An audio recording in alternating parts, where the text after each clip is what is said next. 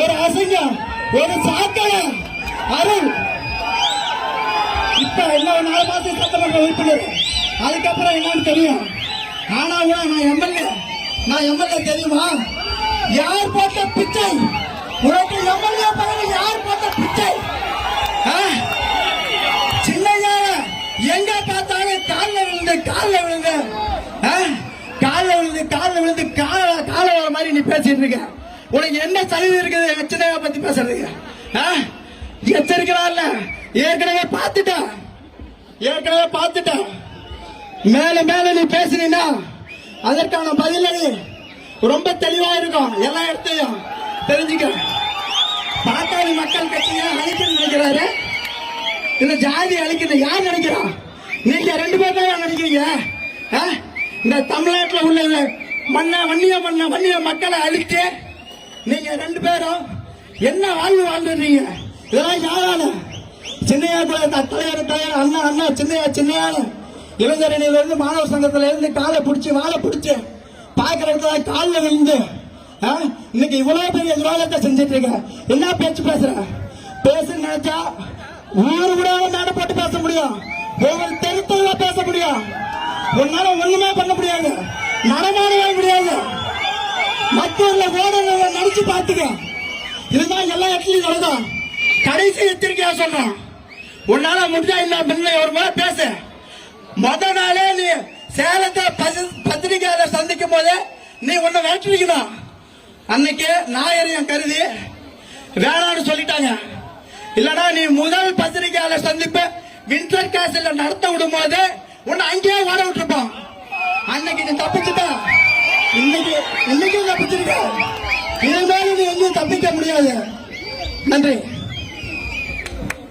மாவட்ட செயலாளர் மக்களின் மருத்துவராக நமது தமிழகத்தின் விடிவள்ளி பாட்டாளி மக்கள் கட்சியின் தலைவர் மருத்துவர் சின்னையா அவர்களை வரவேற்று மற்றும் இங்கு அவருடன் வருகை புரிந்துள்ள சட்டமன்ற உறுப்பினர், முன்னாள் சட்டமன்ற உறுப்பினர் மற்றும் மாநில மாவட்ட ஒன்றிய நகர அனைத்து நிலை பொறுப்பாளர்களையும் பாட்டாளி சொந்தங்களையும் வெளியூர் மாவட்டத்தின் பொறுப்பாளராக நியமிக்கப்பட்டு கடந்த 1 வாரமாக இங்கு வருகை புரிந்து பணி செய்து கொண்டிருக்கும் வெளி மாவட்ட பொறுப்பாளர்கள் அனைவரையும் பாட்டாளி சொந்தங்கள் அனைவரும் வருக என்று வரவேற்கிறேன்.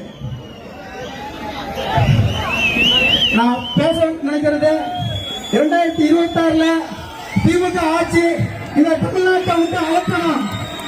அதற்கு அச்சாரமா ஆணிவேரா நம்ம சின்னையா அவர்கள் நடைபயணம் செய்து கொண்டு திமுகவின் அட்டுழியங்களையும் அநியாயங்களையும் ஊழல்களையும் வெளிக்கொண்டு வந்து அனைத்து பகுதிகளிலும் தீவிரமாக களமாடிக் கொண்டிருக்கிறார். இதே வேளையில் நாம் இந்த சேலம் மண்ணில் ஏகடா பிறந்தோம், எதற்காக வாழ்கிறோம் என்னும் நினைக்கும் அளவிற்கு இங்கு துரோகிகள், நம்பிக்கை துரோகிகள் இந்த மாவட்டத்தில் உள்ளது. மாபெரும் வரலாற்று புயலாக இந்த சேலம் மக்கள், இந்த சேலம் பாட்டாளி சொந்தங்கள் நினைத்துக் கொண்டிருக்கிறார்கள். ஒருத்தர் சொல்றா, என்ன எம்ஜிஆர் கூப்பிட்டாரு, கருணாநிதி கூப்பிட்டாரு, ஜெயலலிதா கூப்பிட்டாங்க, நான் எங்கேயும் போகல அப்படின்னு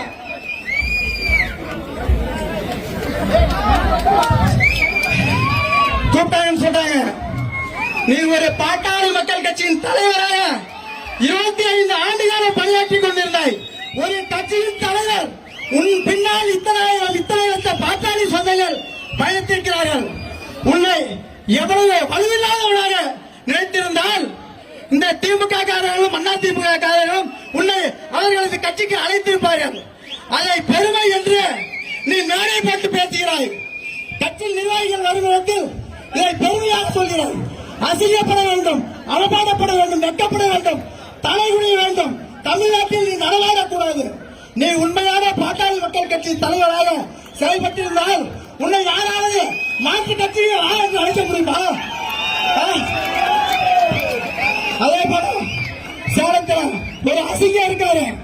சேலத்தில் கொலை, கொள்ளை, களவு, பெண்கள் மானபங்கம், விபத்து இதெல்லாம் நடக்கிறது. எதனால? சாராயத்தினால. நம்முடைய சின்னையா தலைமையில் அவருக்கு ஒரு அதிகாரத்தை நாம் தந்தால் தமிழ்நாட்டு மக்களுடைய அந்த சிக்கல் எல்லாம் தீரும். என்ன அது மதுவை ஒழிப்பது. அவர்கிட்ட அதிகாரம் இருந்தா ஒரு சொட்டு சாராயம் கூட தமிழ்நாட்டில் இருக்காது. எவ்வளவு பெரிய விஷயம். ஆகவே இது ஒண்ணுக்காக சின்னையா சொல்றதை நம்ம கேட்கணும். அடுத்த நீர் மேலாண்மை திட்டம் அது அவர் தான் சொல்றாரு, வேற யாரும் சொல்றது, வேற யாருக்கு தெரியாது, எந்த அரசியல்வாதிக்கும் தெரியாது. ஏன்னா விவசாயத்தை பற்றி கவலைப்படுகின்ற ஒரே தலைவர் நம்முடைய தலைவர் சின்னையா அவர்கள் தான். ஏன்னு கேட்டா